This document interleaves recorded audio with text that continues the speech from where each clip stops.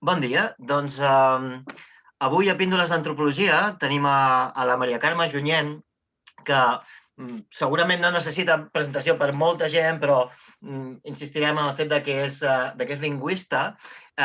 Una lingüista que jo crec que és de les més anomenades avui dia a casa nostra, especialment per ser una veu crítica molt important sobre temes de la minorització del català i la substitució lingüística i les polítiques que s'han anat prenent els darrers anys, no?, en relació a això. Amb la Carme, Maria Carme, hem tardat una mica en aconseguir aquesta entrevista per una cosa que m'alegra molt, de fet, perquè de resultes de la publicació del llibre El futur del català depèn de tu, que l'ha fet conjuntament amb la Bel Zavalla, d'Editorial La Campana, ha tingut molt de ressò i ha tingut molta requesta. I estaves molt ocupada, anaves de bolos amunt i avall, no? Jo no sé si aquest èxit s'ha reflectit en un èxit de vendes també. En qualsevol cas, el ressò l'ha tingut i molt, i espero que en tingui molt, i en qualsevol cas crec que és fantàstic que hagin tardat per això, no? No sé com està anant, no sé si encara estàs molt ocupada. Com ha anat tot això d'aquest llibre nou que has tret? En qüestió de vendes, la veritat és que no en tinc ni idea. Sí. I pel que fa al ressò, jo crec que encara tinc presentacions previstes, d'altres ajornades. Vull dir que sí, de moment se'n va parlant. Bueno, fantàstic, me n'alegro molt. Doncs, aviam, a part de lingüista, m'agradaria concretar una miqueta més, no? I entenc que ets especialista en llengües africanes i que una altra especialitat teva són les llengües amenaçades. Això és correcte? Sí. El que passa que, clar, les llengües africanes han quedat molt lluny en el temps perquè això, implementar-ho aquí és molt difícil. Ja. Però sí, vull dir, jo em vaig especialitzar en llengües africanes. I pel que fa a les amenaçades, doncs això és el que he seguit més pel grup d'estudi de llengües amenaçades. Correcte, el GELA, no? D'acord. He llegit el llibre, m'ha encantat, és un llibre que es llegeix molt ràpidament. De fet, segurament no hi havia res de nou que no pogués saber com a persona interessada i preocupada per la minorització en general de qualsevol llengua i cultura i per la substitució lingüística en el cas català en concret. Tanmateix, hi ha algunes preguntes que em venen al cap i que encara no acabo de trobar-hi una resposta molt clara, no? Llavors, volia demanar-t'ho a tu, no? Llavors, la meva primera pregunta seria, es pot realment, a la vista de l'experiència que hi ha, no? Es pot realment parlar des de la lingüística d'experiències en les que s'hagi aturat un procés de substitució? No dic ja revertir, sinó realment aturar un procés de substitució lingüística. Què en penses sobre això? Jo no en conec cap. És a dir, home, hi pot haver moments de recuperació. Crec que en el cas del català cap als anys 80 en vam viure un. En el cas de l'euskera també se n'ha viscut. Però clar, si tu mires en perspectiva històrica, el que es veu és que quan el procés està engegat és molt difícil que no acabi malament. Llavors, a què podem aspirar? És a dir, si ens hi posem i ens hi posem fort, podem aspirar simplement que el malalt duri unes quantes desenes d'anys més o què pot arribar a passar? O podem encetar una etapa nova, diferent, un exemple que pugui contradir el que ha passat històricament? Hi ha alguna possibilitat des del teu punt de vista? Jo crec que sí, i de fet sempre ho dic, per això treballo. Vull dir, jo espero que acabem trobant el desllorigador i que ens en sortim. És a dir, des del punt de vista que encara no estem en fase irreversible i, a més, una cosa molt important, que és que tenim la informació. O sigui, nosaltres sabem que si no fem res, cap a on anem.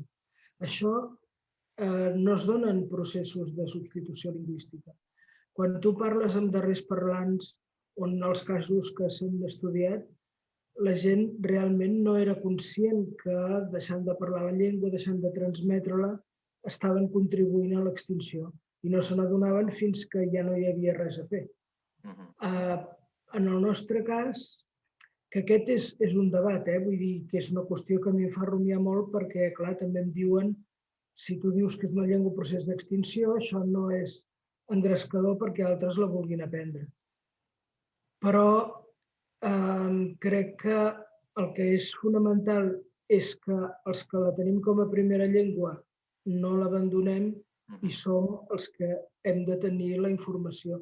Aleshores, si nosaltres la fem viure, la llengua viurà, però ens hi hem de posar. Per tant, espero que ens en puguem sortir, però crec que només ho aconseguirem si tenim la informació. Molt bé. Hi ha un lingüista, en Gerald Roix, que és especialista en llengües tibetanes i lingüista en general, que diu que s'ha de deixar d'utilitzar el concepte extinció en llengües perquè dona la sensació que és un procés natural, no? I d'alguna manera proposa, ell diu, destrucció, no? O assassinat, que no sé si són exactament les paraules més adequades, però entenc el que vol dir. Estaries d'acord amb això, que ens hem d'allunyar de la sensació que això és un fenomen natural i, per tant, no hi ha res a fer? A mi la veritat és que els debats terminològics no em preocupen gaire en general, vull dir, perquè tots sabem de què parlem. En aquest cas, el que s'acostuma a parlar és de lingüicidi, vull dir que això és força habitual en el camp de les llengües amenaçades, que clar, com a mínim un lingüicidi implica que hi ha un agent que està exterminant la llengua. Però sí que és cert que molta gent entén el procés de mort de les llengües com un fenomen natural, però és que només cal que n'analitzis un per adonar-te que això no té res de natural. A més, aquí també hi ha una confusió força habitual perquè molta gent confon el canvi lingüístic amb la mort de la llengua. Això suposo que molta culpa la té el fet de considerar el llatí com una llengua morta. És a dir, totes les llengües canvien i arriba un moment, però quan ja han passat tots els processos, vull dir que ningú que viu aquest moment és conscient de què l'està vivint, que algú diu doncs aquí es va deixar de parlar llatí i es va començar a parlar català, per exemple. I en casos com l'euskera, que no hi ha canvi de nom, doncs ni tan sols hi ha aquesta consciència. Però el fet és que totes les llengües canvien i totes les llengües canvien sempre. Després els tipus de canvi poden ser diferents perquè hi ha un canvi per la pròpia dinàmica interna de la llengua i hi ha altres canvis que són resultat de contacte. Però això no és la mort de la llengua, això és la vida de la llengua. Vull dir, les llengües canvien justament perquè estan vives. Quan parlem de mort de la llengua, del que parlem és d'una comunitat que, pels motius que siguin, i mai són bons, decideix interrompre la transmissió, és a dir, deixa de parlar aquella llengua als seus fills i això porta ràpidament a l'extinció. Molt bé. Hi ha hagut intents de comparar una mica la situació de la llengua catalana amb altres processos de substitució o de revitalització, d'intents de revitalització, no? Que si l'ucraïnès, que si l'hebreu, que si el txec envers l'alemany.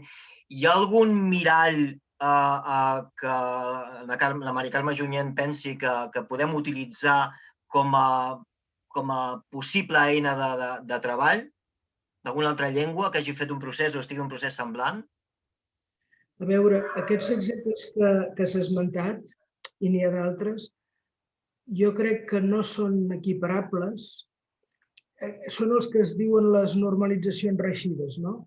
Però, clar, d'entrada són llengües que són oficials als estats, que també han actuat com a llengües que exterminen les altres llengües, vull dir que és una cosa que jo no vull pel català, i en les quals, a veure, el cas de l'hebreu és un cas a part i és únic i irrepetible i espero que, vaja, per mi no és un model.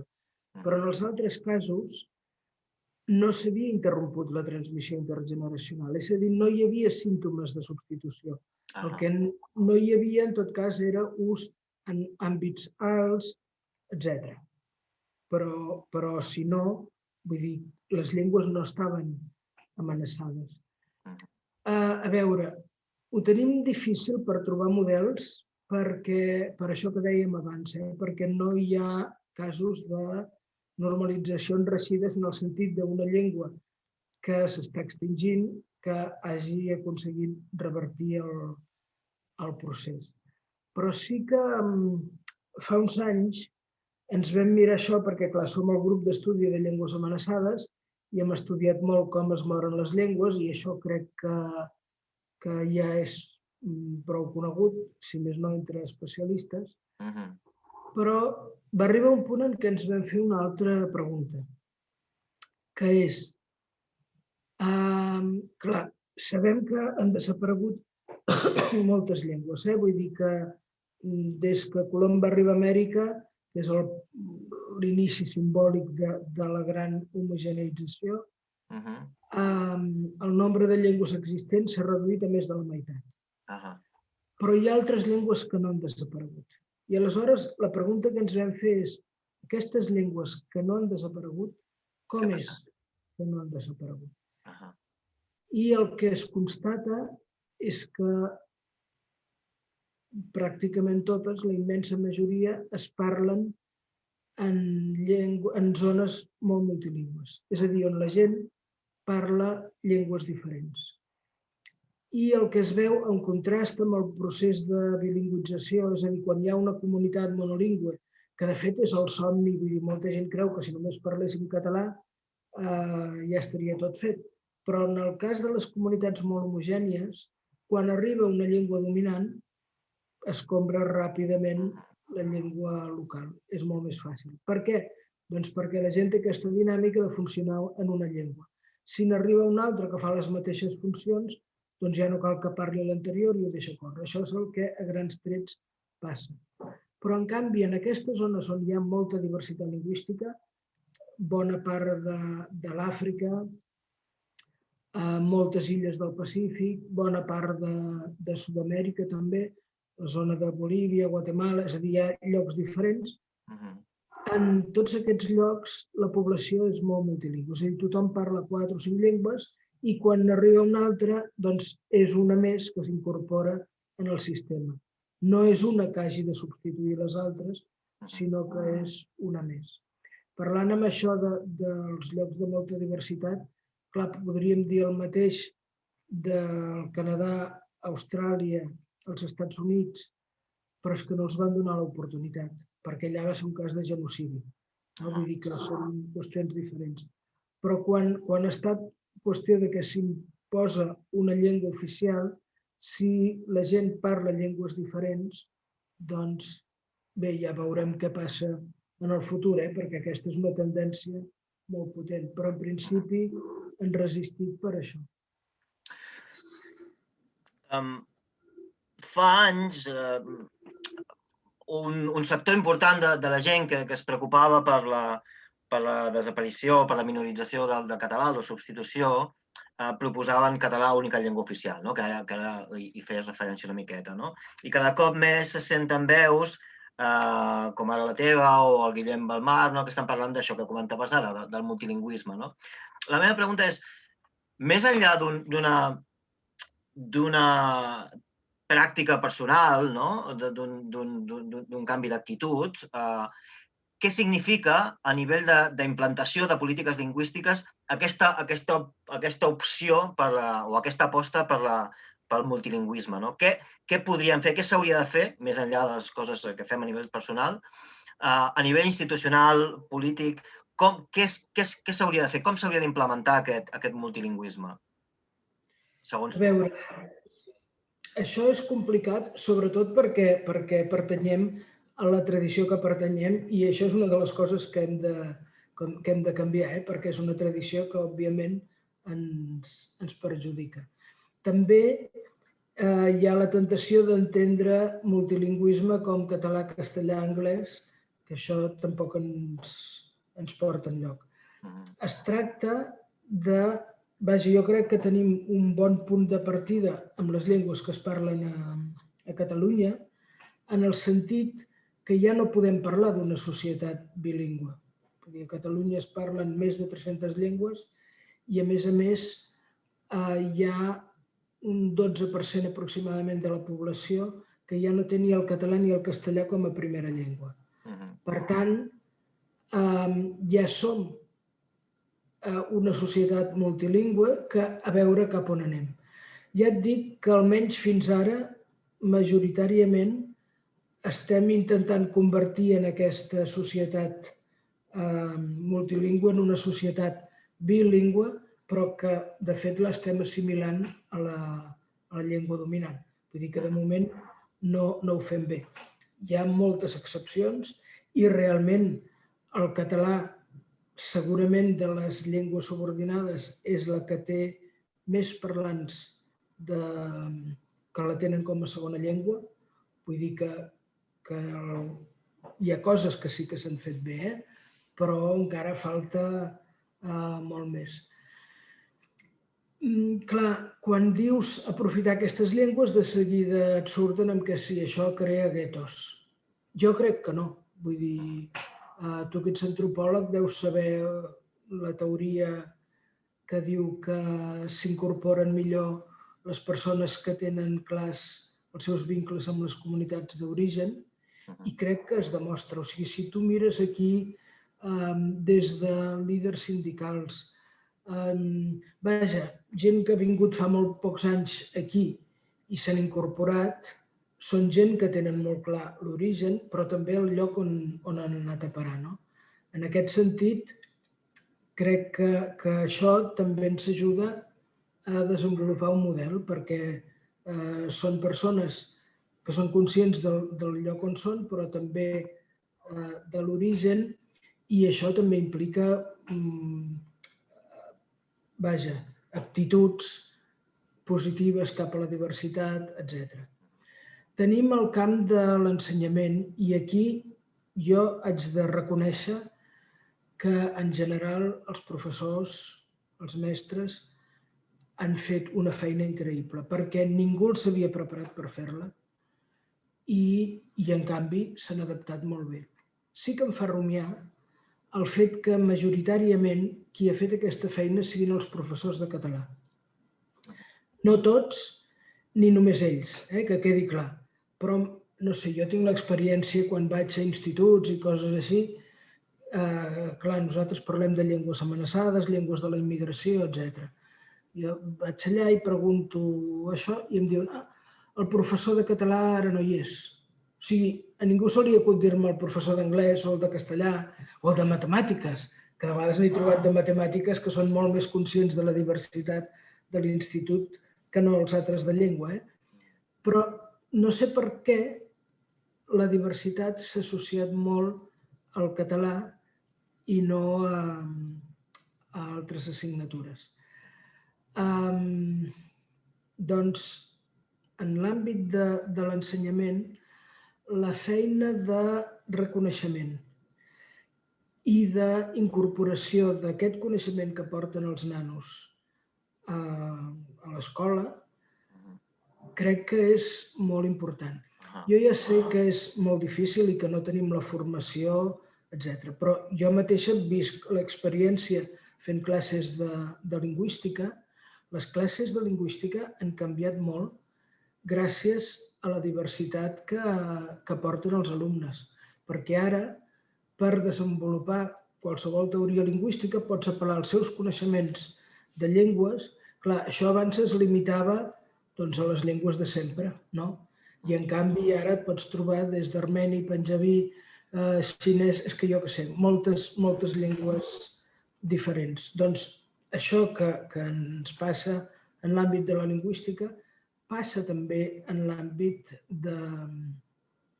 l'institut, a l'ensenyament secundari.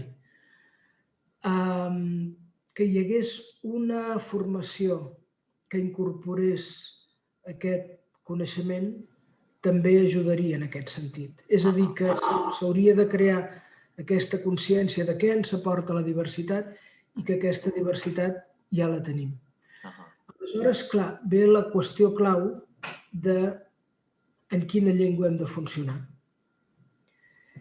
I jo, clar, des de la perspectiva de l'ecolingüística, el que tinc clar és que la llengua en què s'ha de funcionar és la llengua que s'ha desenvolupat al territori. Ja que parlem d'amenaces i de revitalització, a ningú se li acut crear un programa de revitalització del Navajo, jo què sé, a Madeira, per dir alguna cosa. I ara portarem aquí 4 navajos i cultivarem el Navajo. Com tampoc espero que ningú vulgui recuperar el Zulu al desert del Sàhara, etc. És a dir, que realment els projectes de revitalització s'entenen en el territori. De fet, aquesta relació entre la llengua i el territori, que molts discuteixen perquè diuen que els territoris no parlen, el fet és que quan es vol fer desaparèixer una llengua, el primer que es fa són mesures d'aquest tipus, alterar la relació de la llengua i el territori. Per tant, sí que hi ha una relació, que és l'àmbit on es troben els parlants perquè la llengua visqui. També és cert que som a l'inici d'una etapa en què el territori pot acabar sent virtual. I això s'està veient en moltes comunitats immigrades perquè internet pot ser el seu territori, perquè, clar, per una comunitat de 200.000 persones, 600.000 emigren, les dificultats d'activar la llengua són molt poques, o disminueixen moltíssim. Per tant, en aquests casos, això també s'hauria d'experimentar. Però vaja, pel que fa aquí, jo crec que hi ha prou arguments i amb això, alerta, no estic parlant de llengua oficial. Jo crec que el concepte de llengua oficial és absolutament destructiu, no aporta res i sempre ho dic, no, les llengües dominants no els cal i a les subordinades no els serveix de res. I en canvi és un concepte que crea molta conflictivitat. Per tant, crec que també ens hem de plantejar aquesta dinàmica de les llengües, o sigui, plantejar-nos, de fet, quina ha de ser la llengua per conviure i a partir d'aquí crec que fer un projecte de revitalització molt més arran de terra, perquè també crec que el futur del català està en què la identifiquem com una llengua per conviure. Sí, parlaves ara de lo conflictiu i segurament fins i tot contraproduent del fet de tenir llengua oficial i no puc evitar pensar primer amb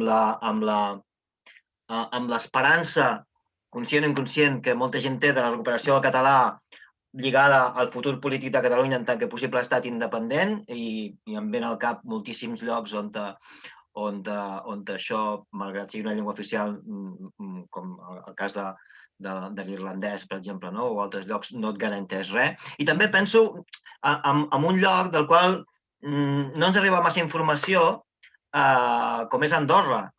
Jo no sé si tens massa informació de com està la situació allí, però sembla ser que ara per ara les xifres tampoc és que siguin molt, molt bones. I mira que fa anys que Andorra té com a llengua oficial, i és així, el català, i crec que estem parlant d'un 50% de gent, com a molt, amb el català com a llengua primera, no? Sí, de fet, les xifres han anat baixant molt en els darrers 20 anys de manera accelerada i és això, és l'única llengua oficial i realment ho tenen molt, molt complicat. El misteri d'Andorra és com és que la llengua que està substituint és el castellà. Perquè, clar, allà no podries dir ni què és la llengua veïna, ni què és la llengua oficial, ni la llengua imposada, no? Vull dir, podries dir, és que ho està substituint el francès, o fins i tot el portuguès per població immigrant, i no. Bé, són aquests misteris. Sí. Parlant de misteris, intentem desvetllar quin és el misteri, malgrat la situació sabem que és fotuda, aquí no ho discutirem, ho tenim claríssim, no? Sobretot l'ús social de la llengua a Catalunya. Malgrat això, mirant el got mig ple, no? Podríem dir que el català, i sense ser creient, és un miracle, no? Si més no, a Europa. És a dir, és una llengua minoritzada amb el procés de minorització potent que comentem, però segueix existint i el segueix parlant molta gent, mentre hi ha moltíssims llocs del nostre entorn on les llengües ja estan pràcticament extingides, no? Segons el teu parer, què ha fet possible aquest miracle? Són fets històrics, geogràfics, és una qüestió del tarannà de la població. Què ho ha fet? O què ho fa? Que jo crec que no és un miracle, que senzillament van arribar tard. És a dir, pensa que a França l'escolarització obligatòria és molt abans. Clar, aquí, a l'època de Franco, encara quedaven molts parlants monolingües. No? Vull dir que si ningú havia arribat a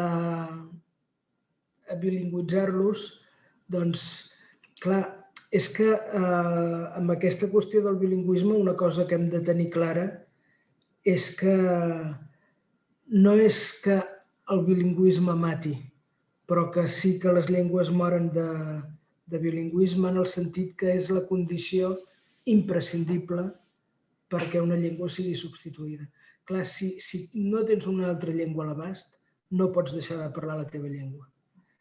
Per tant, aquí, i jo crec que el discurs aquest que fa pensar si vam resistir al franquisme, resistirem qualsevol cosa, jo no crec que els catalans siguem diferents. Crec, en tot cas, que a l'època de Franco potser sí, que el català era una forma de resistència, però era una forma de resistència perquè els altres volien que ho fos, no perquè nosaltres parléssim. Mira, és que això fins i tot en l'àmbit de la sociolingüística és difícil explicar-ho. Recordo una vegada que intentant explicar la situació d'amenaça a un sociolingüista mexicà, li vaig dir que jo, en ple franquisme, podia parlar més català que els meus fills en democràcia. I em va dir, bé, però això perquè tu anaves contra Franco. No, jo parlava català perquè és la meva llengua. Vull dir, no...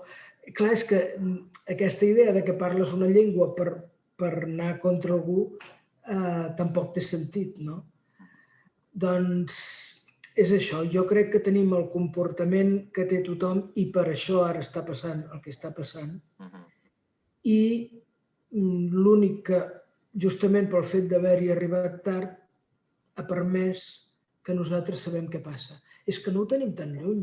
Veiem com està la situació de la llengua a la Catalunya Nord, a Alacant. I no fa tants anys que aquests territoris la llengua majoritària i en molts casos única era el català.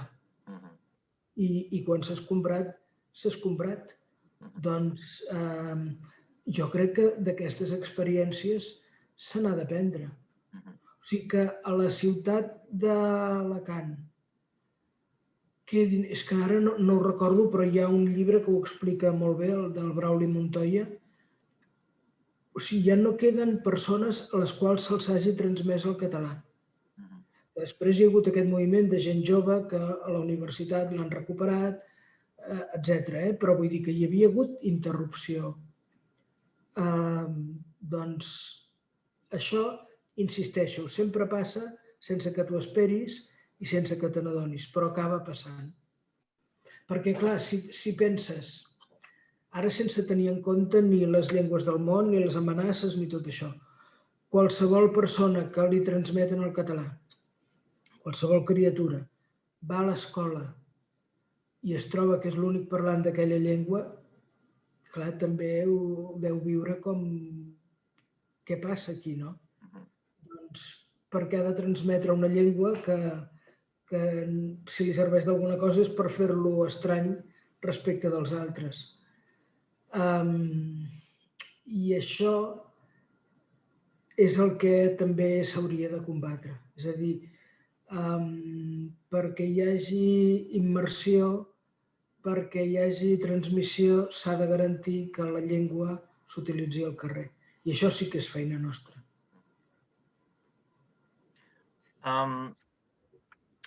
En Guillem Belmar, que el vaig entrevistar aquí, de fet va ser la primera píndola que vam fer, va ser una xerrada molt interessant, ha publicat algun article, en el seu moment no vam parlar d'això, però ho tinc pendent, ha publicat algun article en el que parla del concepte breathing spaces per les llengües minoritzades, que si no m'erro, va de l'oportunitat que ofereix internet i en concret les xarxes socials per mantenir les llengües vives, si més no en un espai concret. No sé si és un tema que cal tenir molt en compte i que pot ajudar en aquests processos, si és significatiu o no. No sé si coneixes aquest concepte i què en penses. A veure, encara no és significatiu, però no el podem perdre de vista perquè és el futur. Pel que tinc entès, ells treballen en el manteniment de les llengües de Mèxic a Califòrnia. Em sembla que la cosa anava per aquí. És el que he dit abans, és a dir, del que es tracta és de crear espais on la llengua pugui sobreviure. Vull dir, ara que la interrupció intergeneracional moltes vegades és impossible per les migracions, pensem que, a part dels prejudicis lingüístics, ara la causa més freqüent de substitució són les migracions. És a dir, els nets ja no es poden comunicar amb els avis. I jo tinc alumnes que viuen aquesta experiència, que no els han transmès la llengua i aleshores es troben que clar, la família parla una altra llengua i ells ja no s'hi poden comunicar. Doncs això no es pot desaprofitar. En general, vull dir, jo crec que abans d'internet el mitjà més multilingüe era la ràdio, crec que ara ja és internet, en el sentit que a internet tothom hi vol ser com vulgui. I pot ser com vulgui, no? Vull dir que si tu et poses a internet i et poses en català, doncs ja està. I el mateix si t'hi poses en amazic o en tibetà o és igual, en la llengua que sigui. Clar, això pot ser un factor que ajudi a la revitalització perquè ajuda com a mínim a l'ús i aleshores hi ha aquests espais on és possible utilitzar això. I això, clar, estem al començament d'aquests processos i és molt difícil saber com acabaran, però clar que els hem de seguir perquè, de fet, és l'esperança en molts casos. No sé si en el teu llibre parlaven de Twitter com un d'aquests espais on s'utilitza molt i Viquipèdia, que els altres companys de les altres Viquipèdies veu que al·lucinen amb la potència i la quantitat d'articles que hi ha i la vida que tenen, no? Sí, de fet, és que, clar, per sort, sí que els parlants catalans són molt militants en aquests àmbits, tant de bo ho fossin igualment al carrer, però vull dir que sí que jo crec que està per sobre de l'ús habitual. En el cas d'internet, vaja, el cas de la Viquipèdia és un cas claríssim, però això, Twitter, etc., s'utilitza molt més la llengua. Però clar, després també hi ha la suposició aquesta que si fa servir una llengua dominant arribes a més gent, cosa que és certa en molt pocs casos. Vull dir, si mires els resultats no hi ha una correlació directa entre llengua i seguidors. I, clar, això també s'hauria... O sigui, algú, i això sí que seria feina del govern, crec, algú hauria d'entendre que aquí sí que tenim un àmbit on és possible créixer i canviar moltes dinàmiques. És a dir, crear referents per a la gent jove, que hi hagi aquests, els youtubers que ara també se'n van a Andorra, diuen. En fi, perquè hi ha molt potencial i, vaja, seria la qüestió de crear el seu nínxol, per dir-ho així, tenen un lloc on poden desenvolupar la seva activitat i fer-ho en català amb moltes més possibilitats de tenir seguidors que si ho fan en una llengua dominant on entren en un mercat saturat que és molt difícil fer-se un lloc. Però és que això és una història de sempre. Jo aquest debat l'he tingut històricament amb els escriptors africans en llengües colonials. Però al final és que no els coneix ningú. Vull dir que ells escriuen en la llengua colonial amb l'argument de l'audiència i no arriben. Per tant, i vaja, en el cas dels que han escrit en les seves llengües, tenen molt més èxit de vendes als seus llocs i, si són bons, doncs ja els tradueixen. Doncs crec que això, a veure, a l'Àfrica el que ha passat és que directament s'ha encarregat la literatura africana. Vull dir que la que es fa en llengües africanes és molt difícil que arribi, és que no arriba, i l'altra ja és literatura de la diàspora. Resultats nefastos.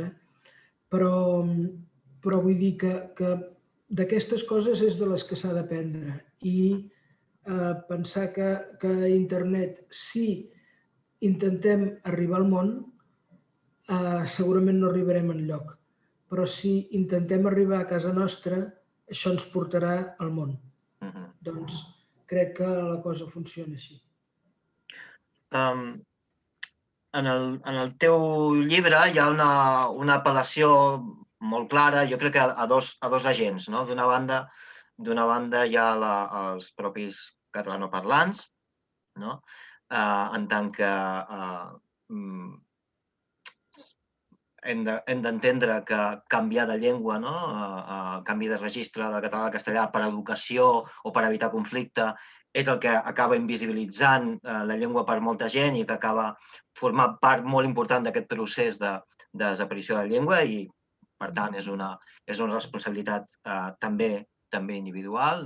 I d'una altra banda es fa una apel·lació, entenc jo, a la solidaritat de la gent que no té el català com a primera llengua, que de fet és una cosa que passa, d'alguna manera suposo que demanes que desitjarien que passés més, però hi ha molta gent que ja ho fa, Això queda molt clar i s'entén molt clarament, Però dona la sensació que tot això que és necessari i que segurament pot arribar a fer molta feina, no ve acompanyat d'una reacció institucional al que està passant.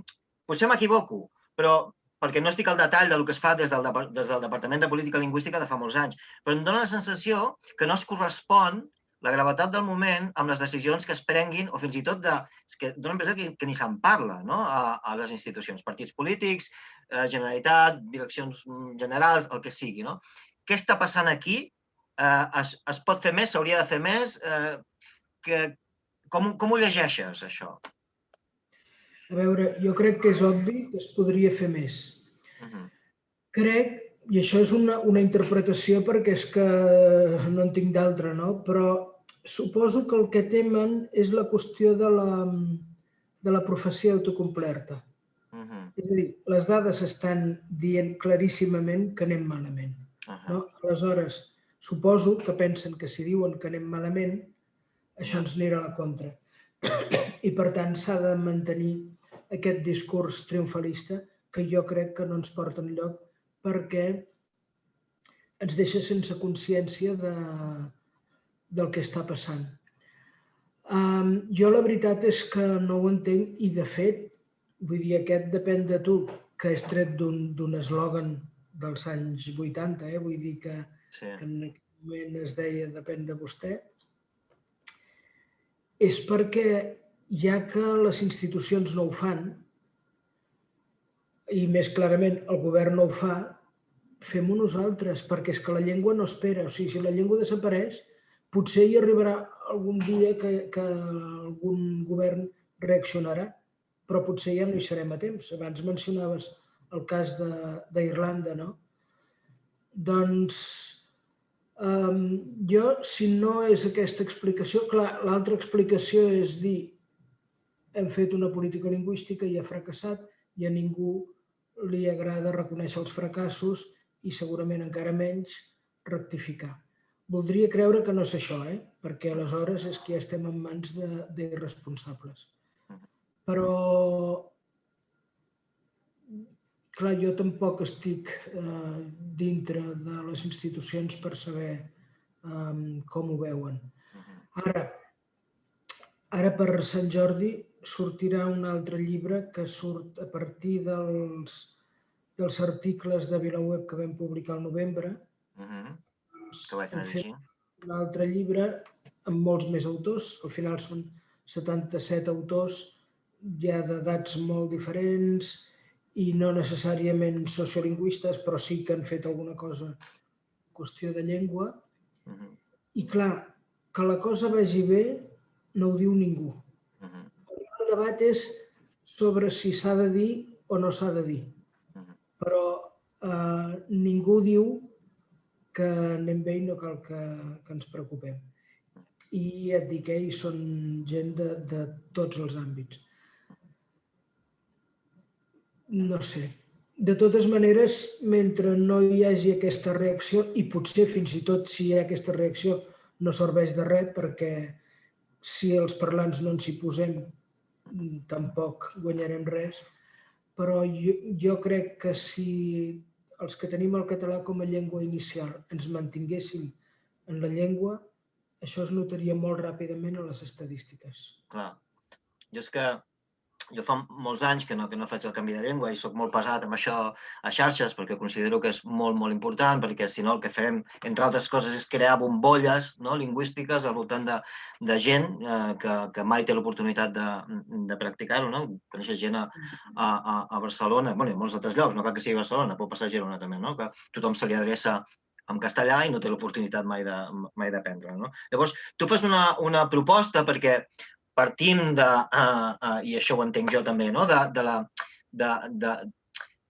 partim del fet que aquest canvi d'actitud és com una mica difícil perquè suposa trencar amb unes dinàmiques, perquè suposa trencar amb l'assumpció que té a veure amb ser educat i etc. Unes coses que estan molt internalitzades i que són difícils. Tu fas una proposta molt concreta que jo trobo molt interessant i és que ens hi posem a no canviar de llengua durant un parell de mesos, si no m'equivoco.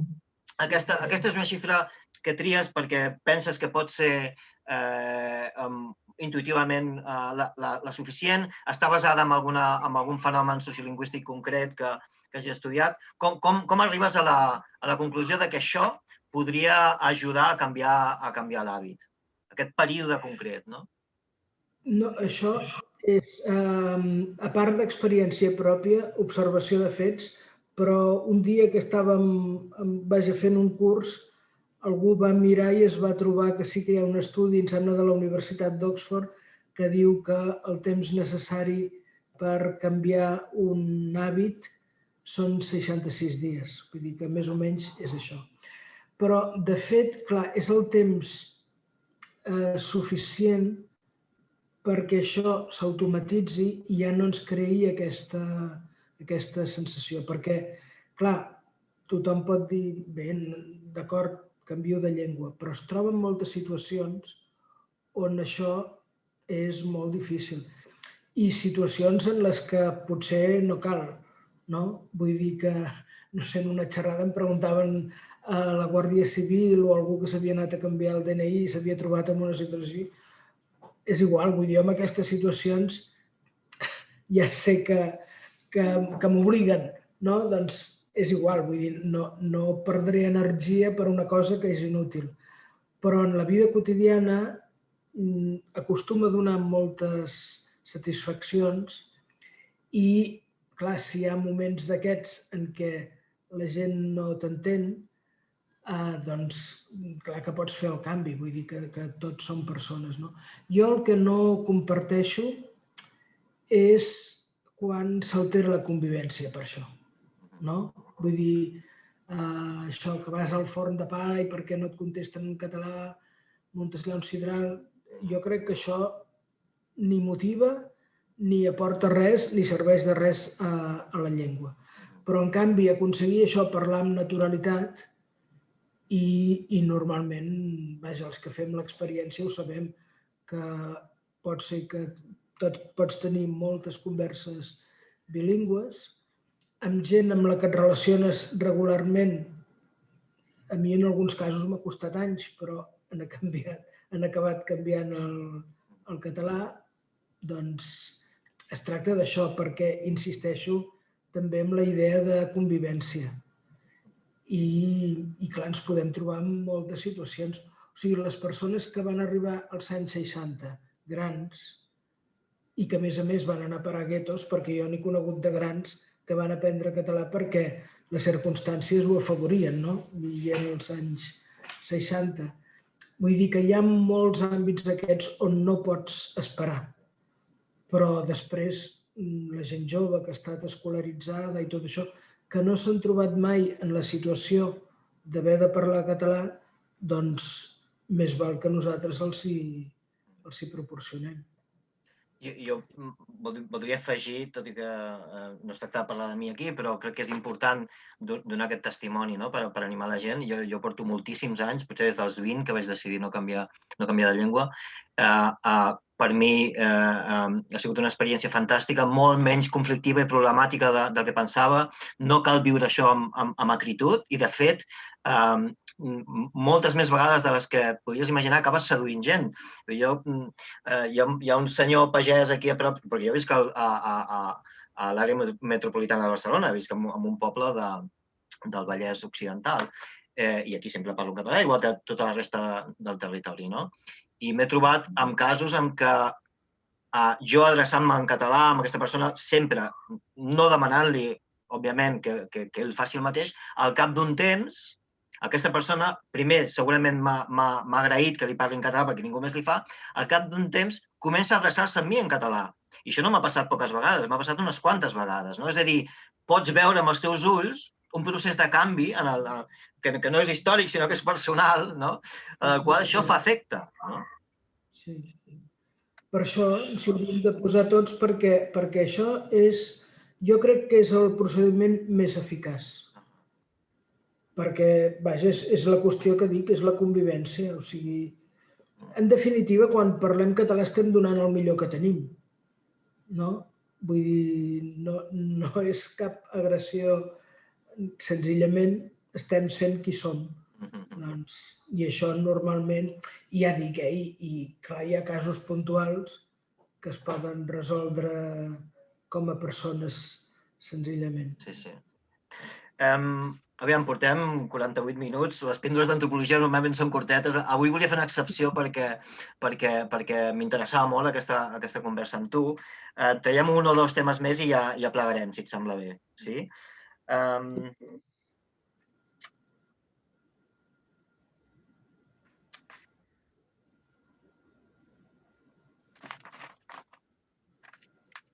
He fet una troballa llegint-te, que és una cosa molt, potser una mica tonta, és un debat de nomenclatura, però a mi parlar amb gent sobre llengua materna sempre em provocava un conflicte, i després he descobert que resulta que ara segurament estem parlant els lingüistes de llengua inicial, o llengua primera, com en dieu? Qualsevol terme.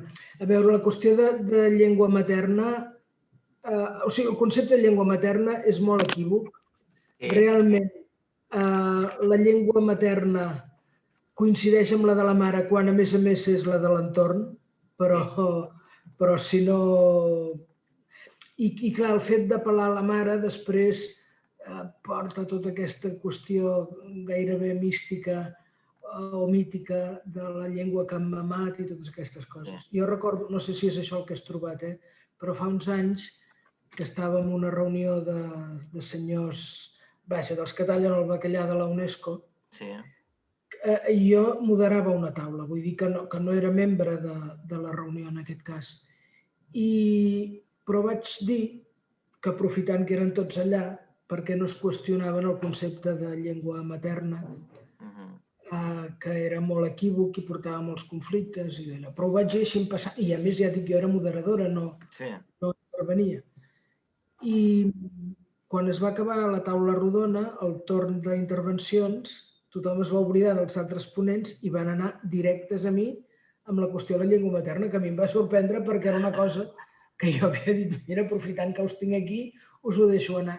I aleshores vam tenir un debat i, clar, per exemple, hi havia la Tobes Kudnap Kangas, que és una sociolingüista molt interessant, que fa coses d'ensenyament i d'allò, i ell em va dir, clar, perquè ella tota la vida havia treballat amb el concepte de llengua materna. Sí, vostè té 16 definicions de llengua materna, en les que cap hi ha ni la més mínima referència a la mare. Perquè, per exemple, la llengua materna pot ser una llengua amb la que t'identifiquis encara que no la parlis. És igual, hi ha 16 definicions diferents. I en canvi, moltes vegades aquests debats tan agres que hi ha venen per aquesta banda. Per tant, si parles de llengua inicial, tothom sap què vol dir i ja està. Sí, jo ho vaig trobar genial. A mi em va deixar descansat. Llengua inicial, és inequívoc. Sí, o primera llengua, o jo què sé. És igual. Però ja dic, en qüestions de terminologia no m'hi trobaràs gaire, però aquesta perquè sí que crea molts equívocs. Una última cosa per engarçar un altre cop amb l'antropologia, tot i que la lingüística forma part de l'antropologia també, no?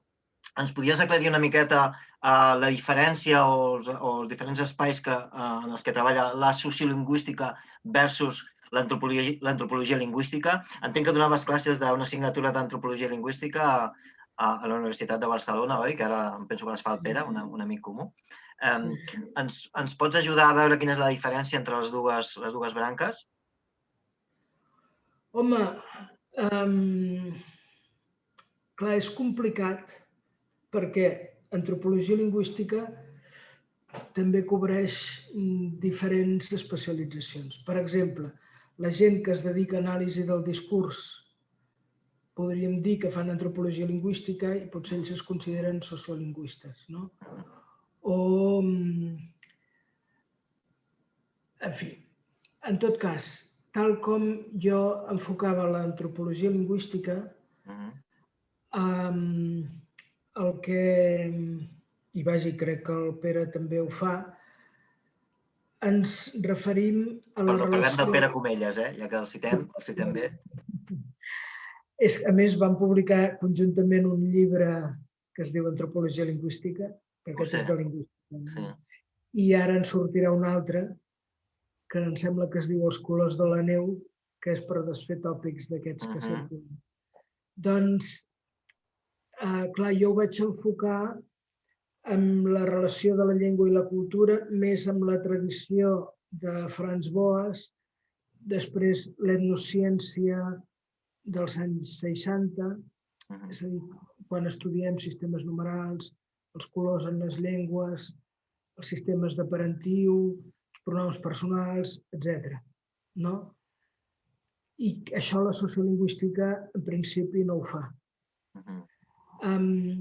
Clar, l'antropologia lingüística, com que és l'estudi de la relació entre la llengua i la cultura, pots enfocar de moltes maneres, però en aquesta visió més restrictiva, de fet, l'objectiu fonamental també és destriar el que és cultural del que no ho és. Perquè moltes vegades suposem o establim correlacions que de fet estan subjectes a universals i per tant no les podem atribuir a àmbits, a cultures determinades. A veure, poso 2 exemples que em sembla que són prou clars per entendre això. Un, inevitablement, és la qüestió del gènere, que és una qüestió que segueix les regles de la llengua, no la pots correlacionar amb cap element cultural i, en canvi, s'ha fet aquesta mena de transposició segons la qual masculí és mascle i femení és femella, per dir-ho així, i d'aquí embolica que fa fort i totes les coses que han passat. Doncs la lingüística mostra clarament que aquesta correlació no té necessàriament fonament o no té fonament. Un altre exemple que ara crec que s'està tornant a debatre és la qüestió del negre. No? Que clar, una cosa són expressions racistes com treballar com un negre. Això és una cosa. Però quan diem si em poso negre o les llistes negres o el treball negre o la mà negra, etc. Tot això són conceptes que fan servir el negre en el sentit que el fan servir totes les llengües, que és l'oposat al blanc, la foscor oposada a la claror, etc. Però això no té res a veure amb els africans. En les llengües africanes trobes les mateixes connotacions del negre. En Zulu hi ha un proverbi que diu tots els lleopards tenen una taca negra. I més clar l'aigua, no? O sigui, ningú no és perfecte. O en Yoruba n'hi ha un altre que diu que si tens sang negra no escups saliva blanca. És a dir, si estàs enrabiat no dius paraules amables. I podríem anar buscant exemples. Aleshores, si entens això, ja veus per on ha d'anar aquest debat, perquè ara això també forma part del políticament correcte. I es perd molt temps, perquè clar, dius, posar-se negre és racista i quedar-se blanc no ho és? No? Vull dir que doncs, una mica la cosa va per aquí, en el sentit que, clar, hi ha debats que com que no van tan clarament a aquestes qüestions políticament correctes, potser passen més desapercebuts, però la qüestió dels sistemes numerals, clar, aquí el que es planteja, doncs, si els que no saben comptar, no senzillament és que tenen sistemes diferents, no? I aquest és l'universal, vull dir, tothom sap comptar, en totes les llengües sap comptar, però hi ha sistemes diferents, etc. Clar, d'aquestes qüestions la sociolingüística en principi no se n'ocupa. El que passa que, clar, llavors, en la sociolingüística també hi ha dues branques molt diferenciades. D'una banda, la més lligada a la sociologia, que s'ocupa més dels aspectes socials de la llengua, i després la sociolingüística, diguem-ne, de tradició leboviana, que és la que s'ocupa més d'anàlisi del discurs, o fins i tot la pronúncia, etc. Però, a veure, tot el que... O sigui, posar fronteres en lingüística és tan difícil com posar-les entre llengües. Segurament impossible. Molt bé, Maria Carme, doncs portem pràcticament una hora. Ho deixarem aquí. Estic molt content que hàgim fet aquesta entrevista finalment. Després te la faré arribar i, si et sembla, em dones el vistiplau, doncs la publicarem. Ho deixem aquí. Vinga, una abraçada. Adéu.